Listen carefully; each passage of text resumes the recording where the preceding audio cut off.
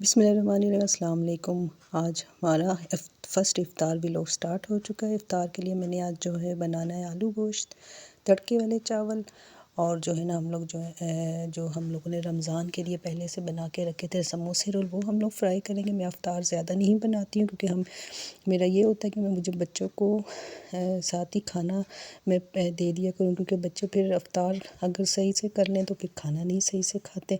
इसलिए मैं इफ़्तार कम बनाती हूँ ताकि बच्चे खाना ज़्यादा से ज़्यादा अपना पूरा प्रॉपर तरीके से खा सकें। तो आप लोग कैसे करते हैं? आप लोग खाना साथ ही रखते हैं या जो है ना बाद में रखते हैं, खाना रखते हैं कि ताकि जो है ना बच्चे खा सकें। खैर मैंने यहाँ पर जो है ना आलू गोश्त रख दिया है।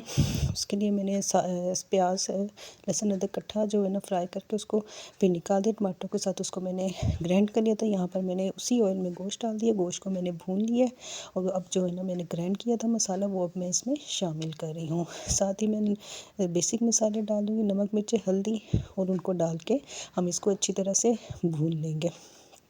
भूनने के साथ साथ मैं जो है ना इसमें मसाले डालने के साथ साथ हम लोग इसको अच्छी तरह भूनते भी रहेंगे और ये अच्छी तरह अपना ऑयल भी छूटता जाएगा और साथ साथ हमारा गोश्त भी भुनता जाएगा।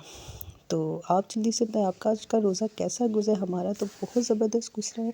ठंडा ठंडा मौसम था, बारिशें हो रही हैं और उसकी वजह से रमज़ान बहुत ज़बरदस्त, बहुत ठंडा ठंडा गुजर रहा है। तो आप बताइए आपके कैसे गुजरे? आपके इलाके में कैसा मौसम है? कमेंट में ज़रूर बताया करें।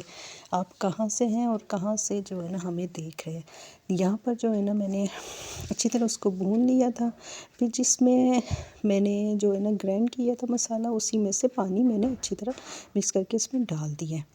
यहाँ पर जो है ना हमारा सालन भी भून चुका, तो इसको हम लोग जो है ना दम वाली आंच पे हल्का सा रख देंगे। यहाँ पर मैंने इसमें थोड़ी सी मिर्चें डाल दी हैं। अब उसको भी मिक्स करके और मज़ीद इसको भूनेंगे। हमने इसको अच्छी तरह मसाले को भूनना है ताकि इसमें कोई स्मेल ना बाकी रहे, जैसे गोश्त की स्मेल होती है।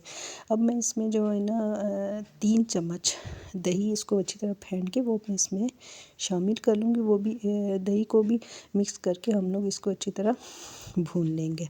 यहाँ पर दूसरी तरफ मैंने जो है ना एक छोटा प्याज ले लिया, उसको कट करके मैंने तड़के वाले चावल जो मैंने बनाने हैं उसके लिए मैं इसको फ्राई कर लूँगी और हल्का हल्का गोल्डन कलर दे दूँगी।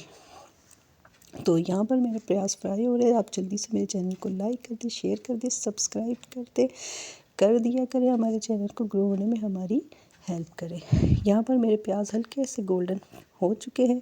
अब साथ ही मैंने जो है ना हाफ़ चम्मच सफ़ेद ज़ीरा डाल दिया है और मैंने जो है ना 2 चम्मच नमक डाल दिया है और इसको हम लोग अच्छी तरह मिक्स कर देंगे और हम लोग अपने चावलों के हिसाब से इसमें पानी शामिल कर देंगे। पानी में जो है ना प्याज़ों का कलर आ चुका है और यही कलर अब हमारे चावलों को चला जाएगा। और यहाँ पर हम लोगों ने जो है ना सारी चीज़ें पानी जब हमारा बॉयल होगा तो इसमें हम लोग चावल शामिल कर देंगे और पानी खुश्क होने तक फिर इसको बाद में दम पे रख देंगे।